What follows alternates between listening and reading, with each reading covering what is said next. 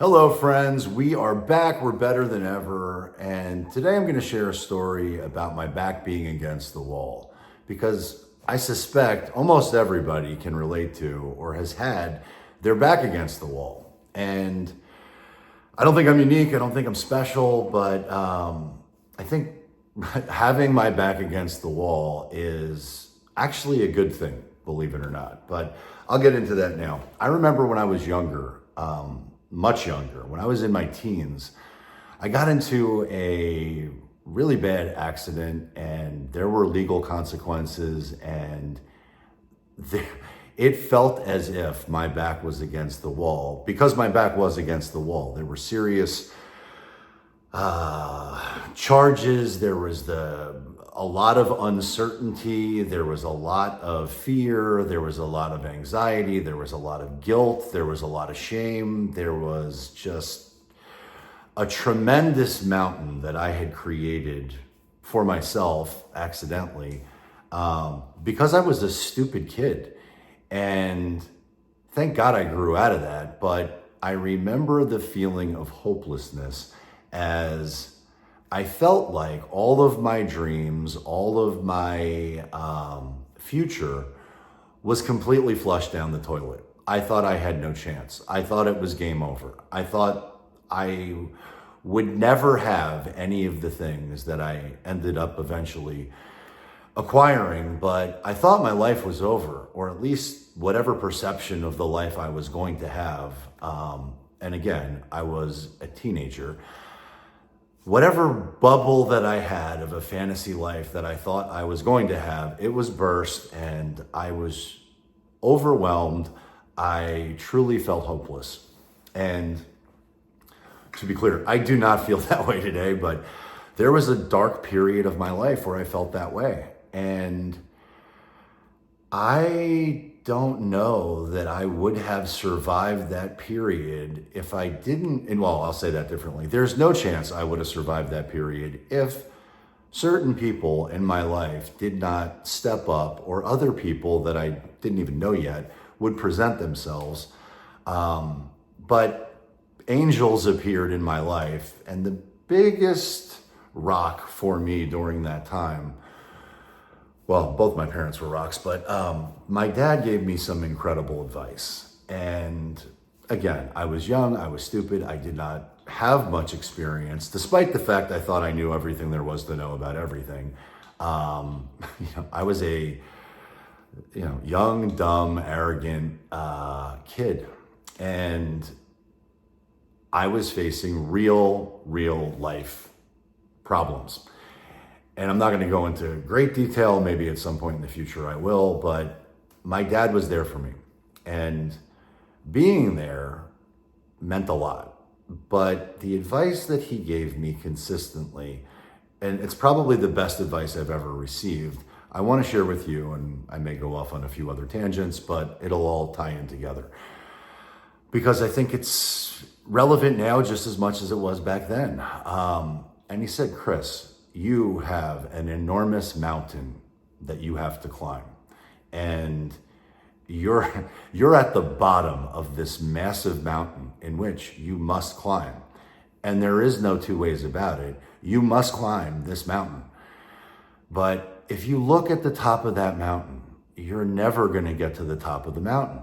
You must only focus on your feet and take, this is going to sound cliche, but only focus on one step at a time and keep walking, keep trudging, keep stepping. Whatever the things that I had to do, but don't quit, don't give up, don't even allow yourself to think about anything other than whatever the next step is.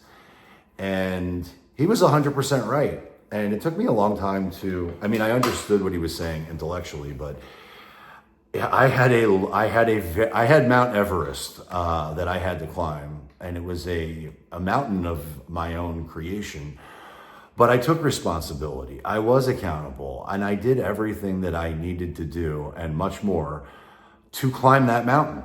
And at the time, it felt like that was the worst thing that could have ever happened to me or anybody else in my life. There were many folks that I believe never would have survived or endured the things that I had to.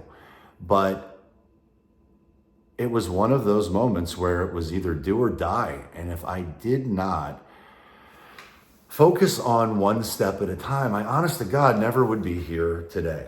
So shout out to Johnny Cash. I'm wearing a Johnny Cash shirt. I love Johnny Cash. If that has nothing to do with what we're talking about. But actually it does. I fell into a burning ring of fire. Well, I walked through a burning ring of fire. And maybe the things that I'm going through today are not the same. Well, they're not the same as what I went through in the past. But if I could climb that mountain, I can climb any mountain. And so can you. But it starts with focusing on what's the next step? What is the next thing that I can do to create momentum, to create forward progress in whatever the thing is? And I'm being intentionally vague because I don't have a clue what anybody else's troubles are or what mountain they have to climb. But I do know that life is a series of mountains, and I have no interest at living at base camp. I must find the next mountain. I must climb the next mountain. And it's interesting. I'm reading a book, Choose Your Enemies Wisely. It's by Patrick Bet-David. And if you don't know who he is, check him out. Check out his podcast, PBD Podcast, Valuetainment. It's all one and the same. But in this book, he talks about business planning. And I do business planning on a daily basis, a monthly basis, a quarterly basis, a yearly basis. And most business plans suck. What I really like about this book is his emphasis on finding and choosing your enemies. And that may sound pretty weird because there's a lot of people who will tell you, well, you don't want to have enemies or anger or resentment or any of those toxic feelings. And I don't want any of those toxic feelings either. But I also know that I do much better. I am a competitive person. I'm an aggressive person. That's how I'm wired. But I've always found that when my back is against the wall and I feel like I'm the underdog, I perform so much better than I ever would if I didn't have that dynamic.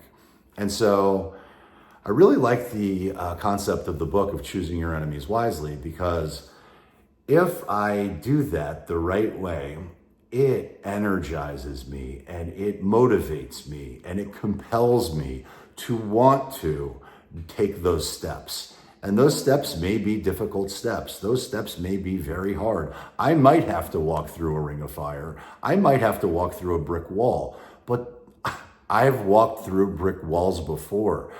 There's no road I'm afraid to trudge. I will do whatever I must do to get to the mountaintop. And even saying all those things, I can still fall victim to myself. I can still victimize myself. And, my mind can be the worst place to be sometimes. And the only way out of that thought pattern is to interrupt it with action and steps and work and grit and discipline and whatever it is. But those tiny hinges swing big doors, and that's really it. I just want you guys to go out there and win. I want to win. I want to live a very happy, fulfilled life, and I want that for you. So if nobody's told you they love you today, just know that I do, and let's win the day.